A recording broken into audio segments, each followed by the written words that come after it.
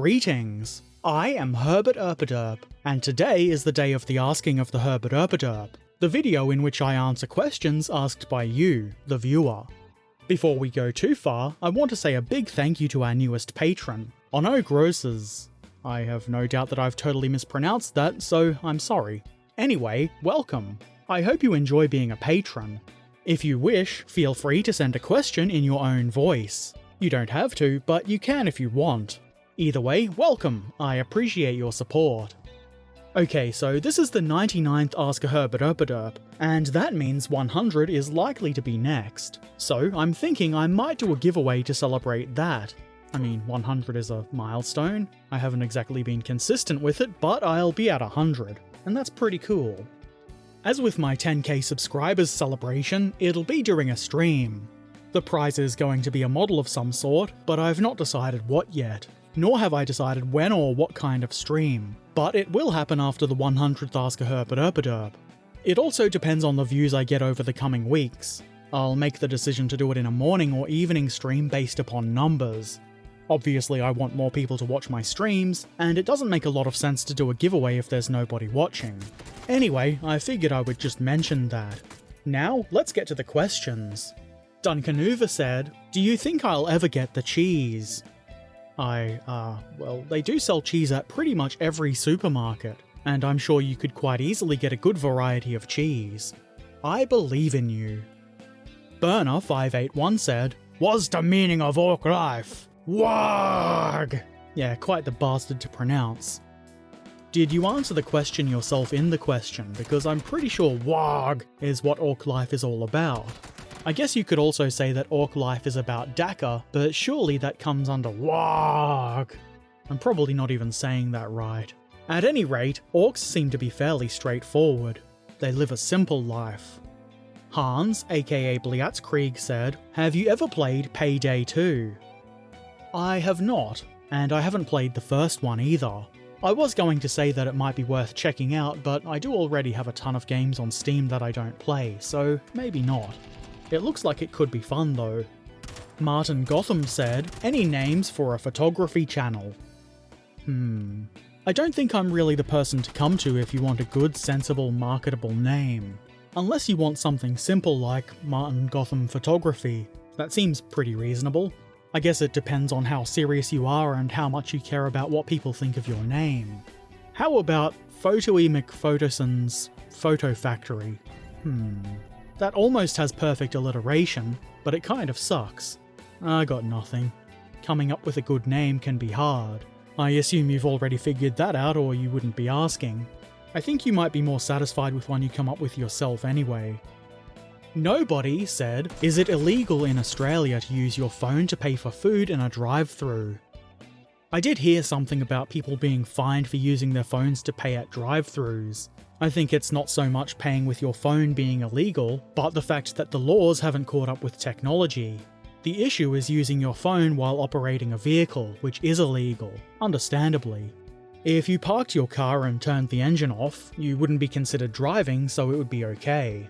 You would think that a car stopped at a drive-thru would be safe enough to tap your phone on the reader thing. I mean, you reach out of your window to collect the food and such, and you would imagine that common sense and discretion should be used here, but we all know how much cops enjoy revenue raising, so they've probably been fining people who do that just because they can. That said, I'm not fully aware of the situation, so maybe nobody's been fined and it's just something that could happen. Trekan Beluvic said, "Bones or Bashir?" as well as agreeing with my answer of Garrick to his question last fortnight. This one isn't quite as difficult as the previous question. I would choose Bashir, mostly because I like Deep Space Nine a bit more than the original series. That said, I do still quite like Bones as well. I'm just much more familiar with DS9 and its characters. I saw DS9 way before I actually sat and watched the original series, and I guess I got more attached to it and its characters, or something like that.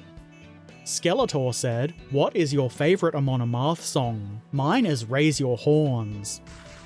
I'm not much of a favourites person. I thought that might be kind of obvious by now. I mean, why pick one song when they have a ton of good stuff? But if I'm forced to pick, today I would say Runes to My Memory, because that's a cool song, and it's the first one that came to my mind. That probably says something.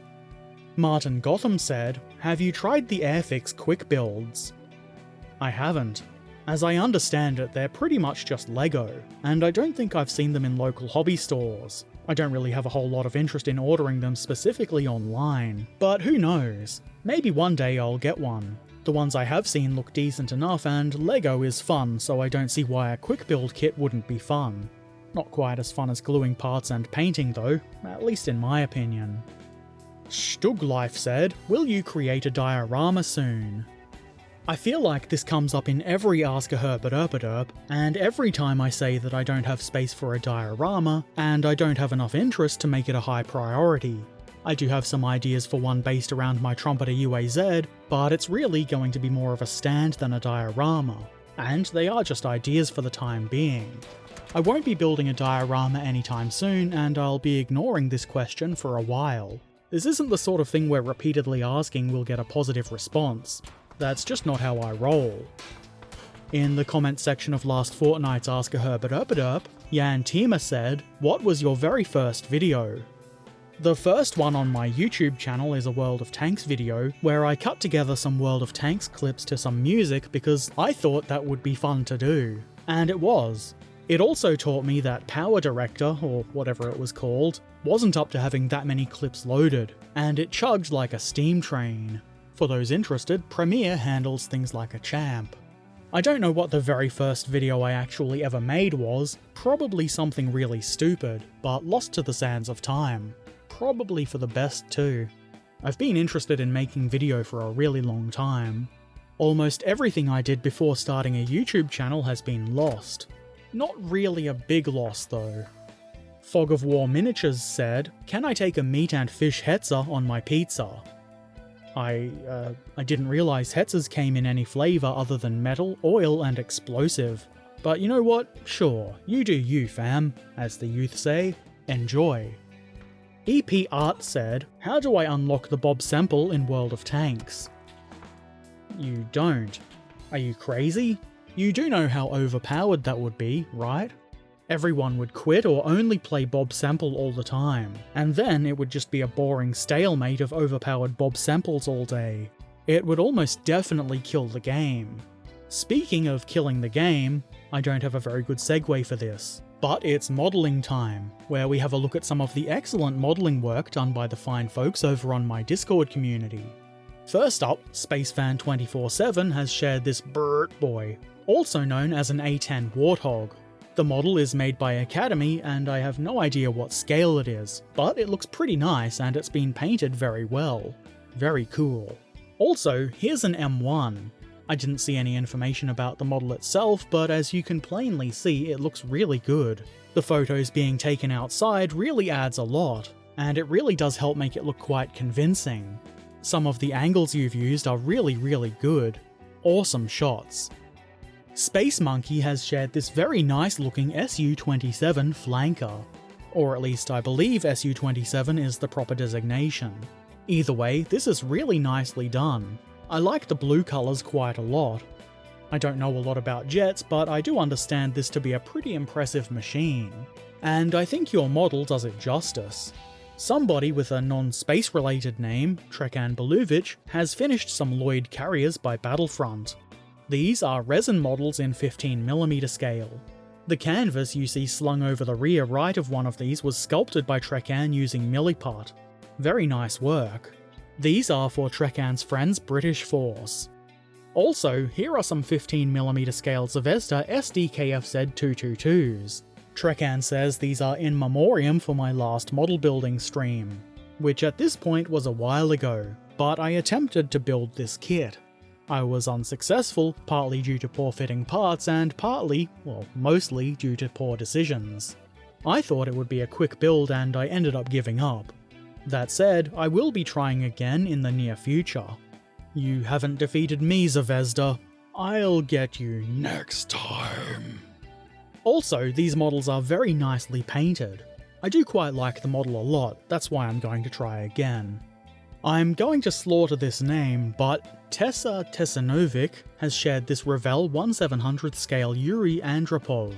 Not being too knowledgeable about ships, I'm assuming this is a fairly modern Russian one. and I think it looks pretty cool. Well painted. I look forward to seeing more of your work in the future. General Spade has finished painting up these 156 scale Russian tank riders for their T-34-85 for bolt action. These look really good. They're obviously not intended as display pieces. I mean, there are no eyes or anything, but there's pretty much no point in painting eye detail if you're going to be looking at them on the gaming table, so that comment wasn't intended negatively. I think they're quite good. And here's a clever idea. General Spade has attached the tank riders to a piece of clear plastic, so now it's very easy to swap them between different tanks. What a great idea. Skeletor shared this T-34-76 model 1942. This model is from Zvezda and has been brush painted. I'm assuming this is either 1/72nd scale or 1/35th. It looks like you've managed to get a really nice smooth coat on the green. Keep up the good work. Gopnik has shared this Spitfire. I'm not sure of the scale or maker or even the mark of Spitfire, but I do know that it looks very nice.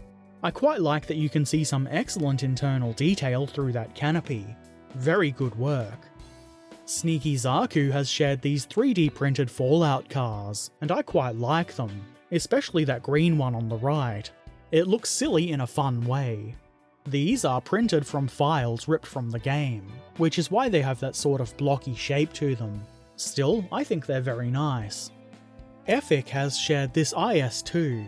This awesome looking model is in 1/35th scale and is made by Zvezda, and Efik has done a great job painting it up.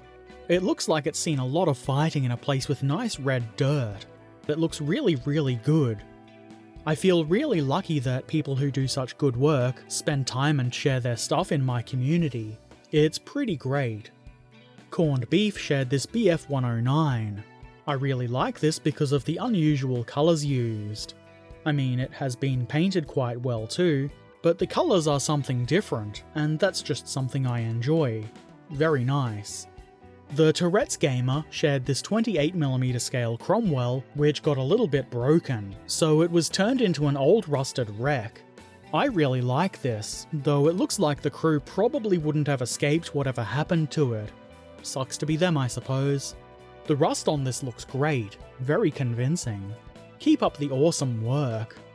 Monol took this red Warhammer Rhino and repainted it. I think you'll agree it looks quite different now, and I think I prefer the repainted version. It's very nicely painted and weathered. It looks a lot more like an actual military vehicle. Though I suppose in the grim dark future maybe some planets are very red, and red vehicles are perfectly well hidden there. Either way, this is some very nice work. Stuglife has shared their King Tiger, the crew of which seems to have had a very bad day. Hans has spilled their jar of cherry jam and now they can't make sandwiches. Damn it, Hans, why do you have to be like that? Armored Jerboa shared some Whippets. It is nice to see some World War I stuff. We don't really get a lot of that. I suppose there are only so many tanks from World War I you can make. These models are very nice looking, and that's about all I know of them. I can't tell what scale they are, but I think they might be 15mm stuff. It would be the first time for sure, but I could be wrong. They do look quite good though. You could use these when a problem comes along and you must whip it. Whip it good. Jack 647 finished this M7 Priest. This is a 15mm scale model from Battlefront, and it's been painted really nicely. I like how the shells and tools add a lot of variety and colourfulness to what could be a very dull paint scheme. Not that there's anything especially wrong with a dull paint scheme on a military vehicle, in fact it makes sense, but it does add a lot of interest, and that's kind of important in a model, at least in my opinion. Very nice work. I look forward to seeing more. And Major General Bunk, while it's not really a model, has sprayed Bevo onto his glove to test his airbrush. I found this too amusing not to share. Some of you might not get this, you would need to have watched my streams to get the joke. You should watch my streams. And that's it for this fortnight's Ask a Herbert Erpaderp. As always, I have omitted a bunch of the modelling pictures because I didn't want to make a video 6 weeks long, so if you want to see everything, feel free to come and join the Discord server. A lot of cool stuff gets shared there. And thank you to everybody who asked questions and shared their modelling work. And once again, a very big thank you to our newest patron, Ono Grosses. I appreciate your support and I apologise for probably slaughtering your name. If you've not done so already, feel free to subscribe, follow, ring the bell, and all the other things you do on YouTube and social media. Links to all of the things including Patreon and my Twitch channel are in the description below. You can also find the YouTube members join button down there somewhere too. And as always, I shall return soon, so until then, be excellent to each other and thanks for watching.